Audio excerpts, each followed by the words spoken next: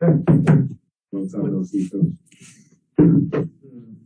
James' status? Did he go through what he needed to go through? Yeah, James is playing.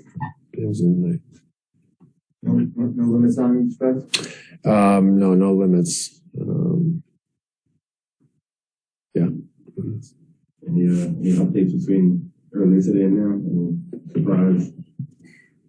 No, I don't have anything to report since 10:45. I do have a question. I mean, granted LaMarcus's absence, does that change the situation with Paul at all, or is Paul basically so far gone that coming back? Yeah, no, I think that Paul wants to go somewhere where he has a better chance to play. LaMarcus is a short-term injury, and Dayron's played really well, so nothing's really changed there.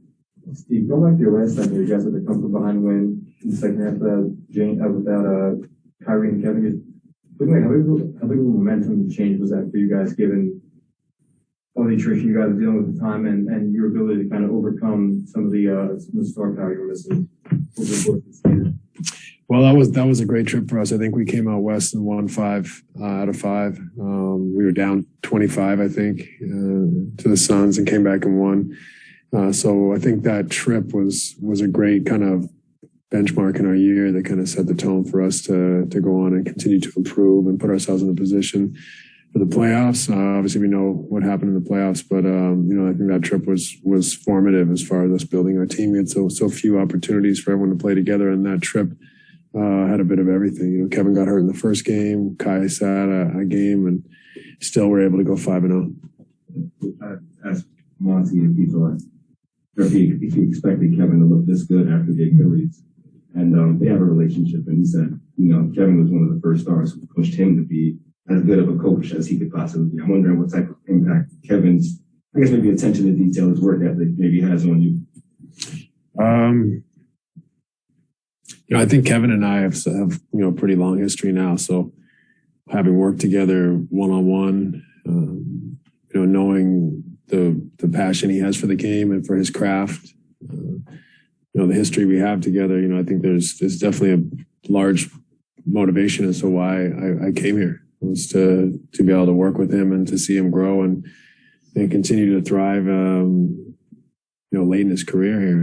He's in the second half of his career, and however long he plays, his dedication and passion for the game is what makes him so elite. Obviously he has gifts and talent, but that incredible passion and dedication and attention to detail is what makes him great. So, having that history with him, wanting to come here and help and be a part of his success is, a motivating factor for me as well.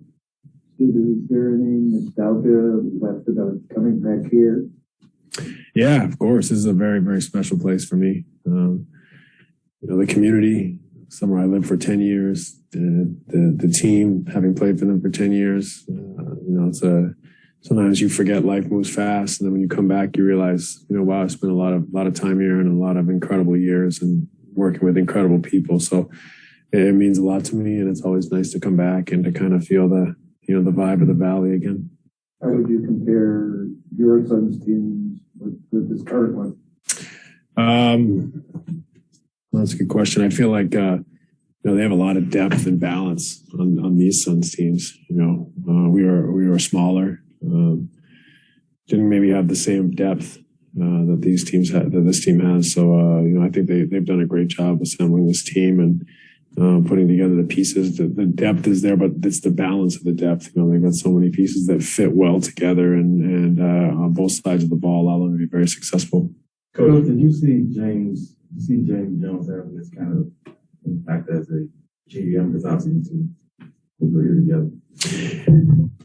I didn't know if he was going to be a GM at the time, but once he got involved in that capacity, why not? He's an intelligent guy with great values, and I think was a great teammate. So I think he understands a lot of things that are really important and intrinsic to team building and growth. So it wasn't something that I was thinking about while we were playing together. But, when he did make the move, I thought that he has all the capabilities to have success.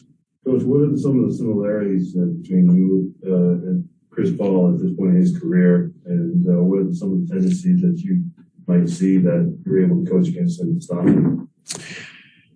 Well, there's not a lot of things you can do to stop him. He's a master of his craft. He's just has such an incredible IQ and his ability to read the game on top of his skills. So I think he's playing at a very, very elite level still at this stage in his career. It's a testament again to his passion and dedication and competitive spirit. So he's definitely someone that is playing well ahead of the the years on his resume, and is continuing to, I think, find ways to impact the game through his intelligence and skill level that are historic in a way. Not many players have been able to have the impact that he has at this stage of his career. Coach, it felt like this morning, DeAndre was closer to not playing, and now he's basically going to play. It seems like. Does that change what you had in mind? Because that's another player out there that can make a significant impact on the game. I just think it gives them more talent. It doesn't change much on the game plan, but he's a very talented option for them at the 5. So, it makes our task greater, but I don't know that it changes a ton of our schemes. So it doesn't change what you're doing. No. You had Kyrie back for a little while now doing road games. How tough is that continuity-wise and incorporating him in where he's not there every game? We're used to it. We haven't had a run of availability for 18 months, so it's we're just used to always having different guys in and out of the lineup. He's about as easy a guy to fit into a team as there is with his skill level, and with us being shorthanded, it's definitely a welcome addition to our team. So it's been great having him back, and the challenge from afar is something we're just so accustomed to because we seemingly never have a full complement. So we're in a sense we're used to this type of challenge. Coach, with Kyrie, we talk about how dazzling he can be, how much he can score, but his free throw efficiency is just through the roof, and yours was as well. I'm wondering how do you continually shoot at a high clip from the foul line when a lot of people can't seem to have that focus to do that? Focus, confidence, and technique. He has great shooting mechanics, technique, touch, and confidence. He goes to the line expecting to make them. He believes they're going in, and then he has the technique to produce. So, he's an excellent free throw shooter on top of all of his skills. Thanks, Coach. Great. Thanks. You got it.